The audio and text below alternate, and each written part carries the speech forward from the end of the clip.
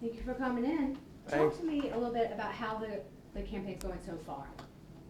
Well, Rachel, you know we got a very short period of time, and our strategy has been to knock on doors. We got a very good staff over here in Norfolk. We have a very good staff here on the Eastern Shore, and we have been aggressively knocking on doors.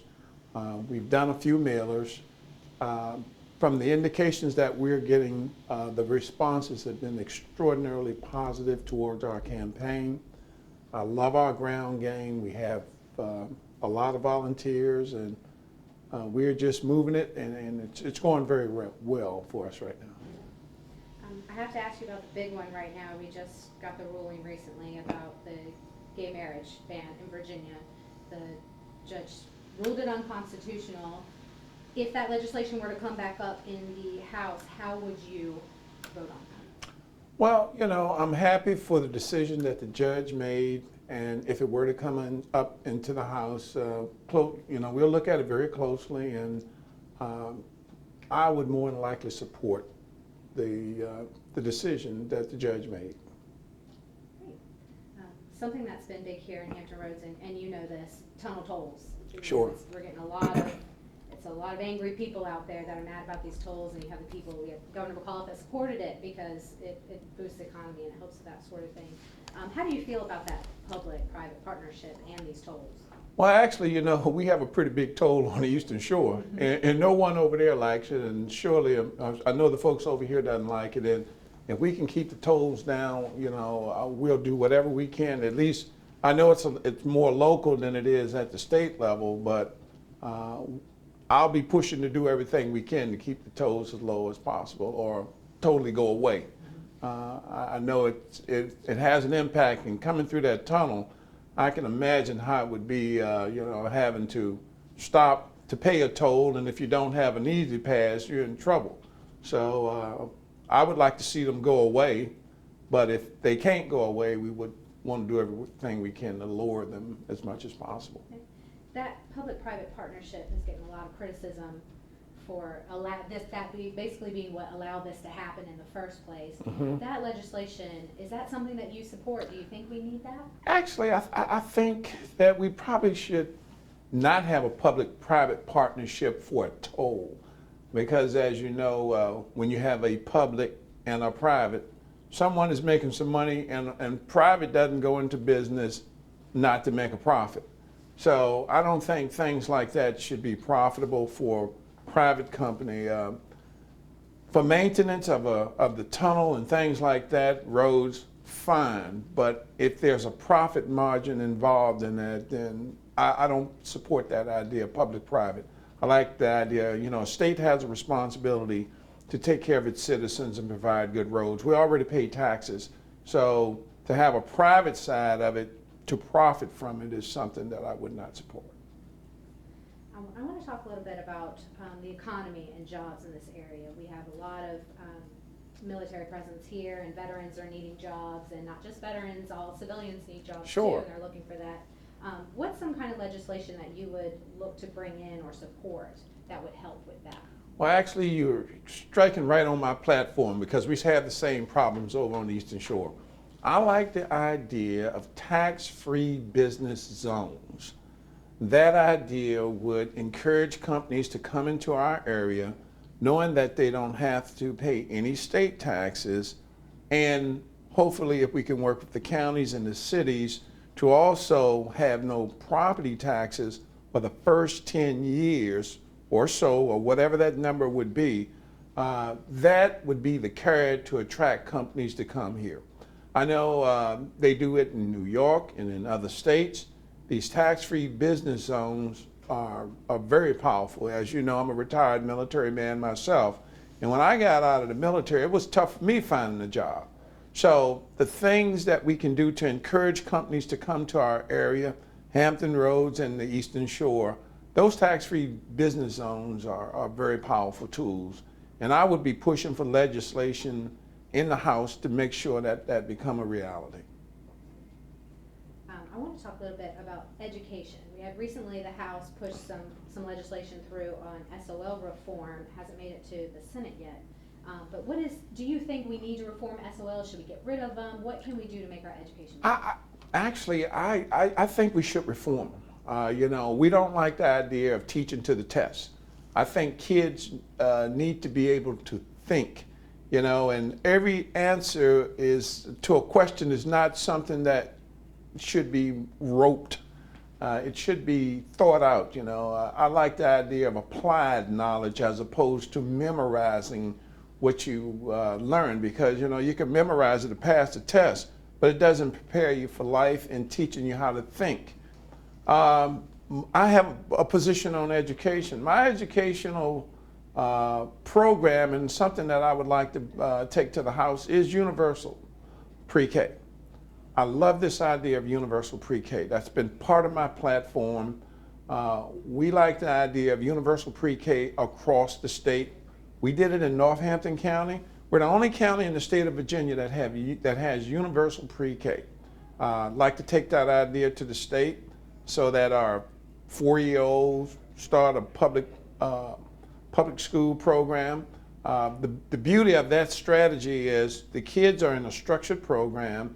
They get a lunch and a breakfast meal that frees the parents up to go out and work. They don't have to worry about a babysitter.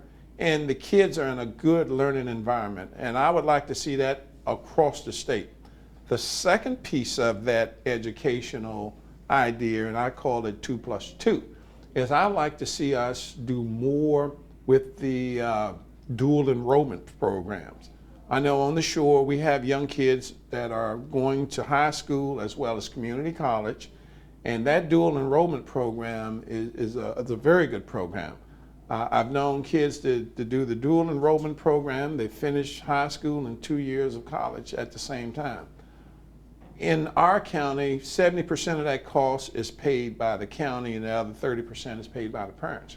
I'd like to see the state step in and pick up that 30% so that the first 2 years of community college is free. So we have 2 years of pre-K, pre-K and kindergarten, first 2 years, and then on the back end, 2 years of community college. I'm a real big believer in education because I know it can pull kids out of poverty and do a lot of great things. It's good for the economy. We have a strong workforce, highly educated and ready to go. Thank you. Let's talk a little bit about the Affordable Care Act.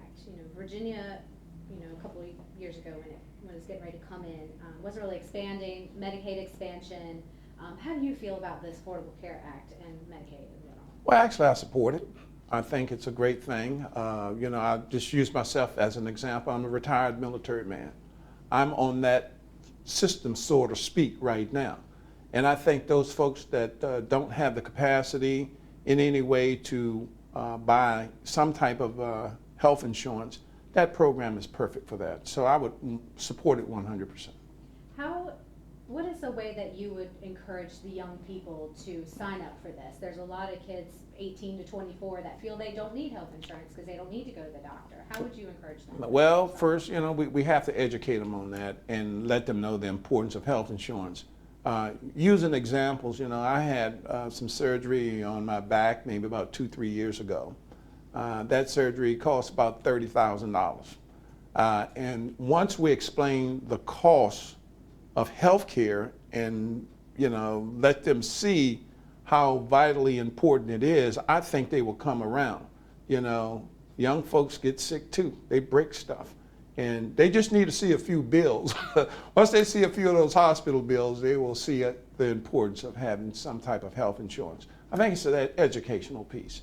You just have to teach them why it's important. And that'll be something I'll be pushing. My wife is an anesthesiologist, so we know that health care and having good health insurance is important. Right. One other issue that's really big right now, mental health in the state. We had the incident with Senator Deeds, and we had some legislation that has pushed through so far on mental health.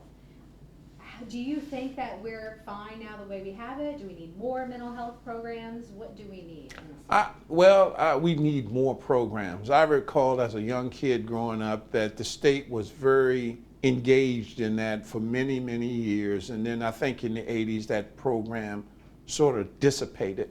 That's something that we need to really step up and do a better job on.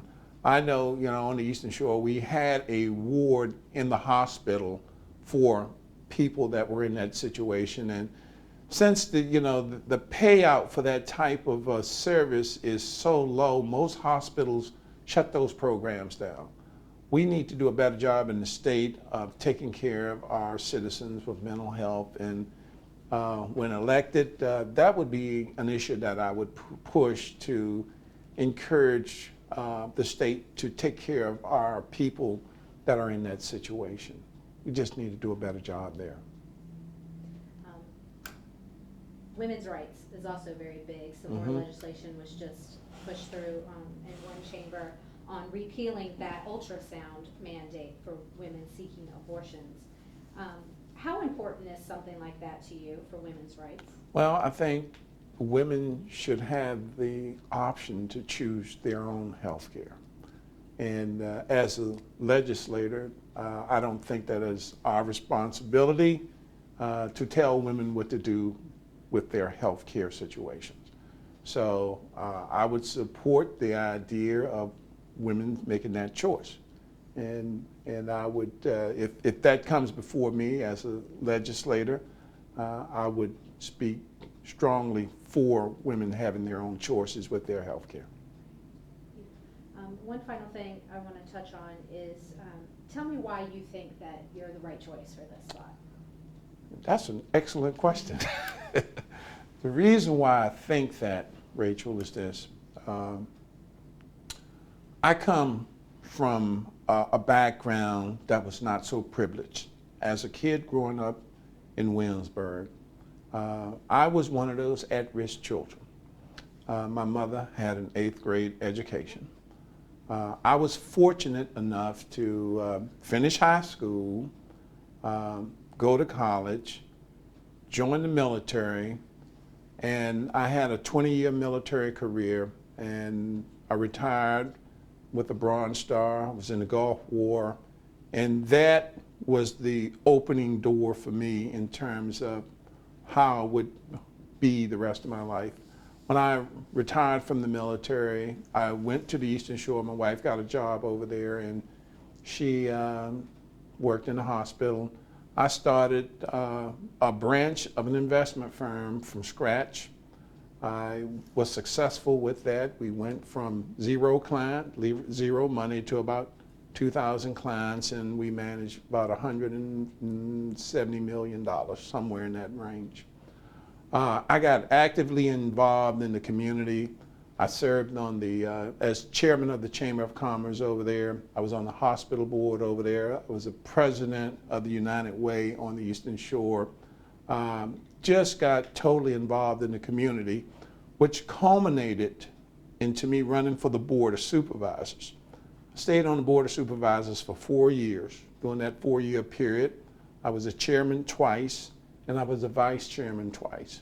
As I said earlier, we reduced the county's debt by about $6 million. We paid off 2 schools. We actually began to save money for the county, and that money that we're saving was going towards a new high school. We also made conditions right for one of our companies over there. We called it Bayshore Concrete.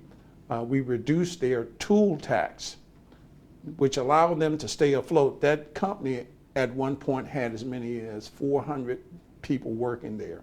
The things were so tough for them, they got down to about 35 employees. By reducing that tool tax, that allowed them to stay afloat until they could get more contracts. And the governor came on over to the Eastern Shore a couple of weeks ago and announced 135 jobs. I have a track record of success. As a businessman, as a military man, and as a governing body on the Board of Supervisors. I can take that experience from my childhood and the experience from my adulthood and bring that same thing to Richmond, and bringing those things that are culminating into one body of knowledge here, I think I can go to Richmond and just make a great contribution to the community, using my experience as a young man growing up in a household that was with, I was one of those at-risk kids, that's what we call them today. So I know what it's like to come from the bottom and ascend, I can't say to the top, but have a better life for myself. And I think I can bring that experience to Richmond and just be a great legislator.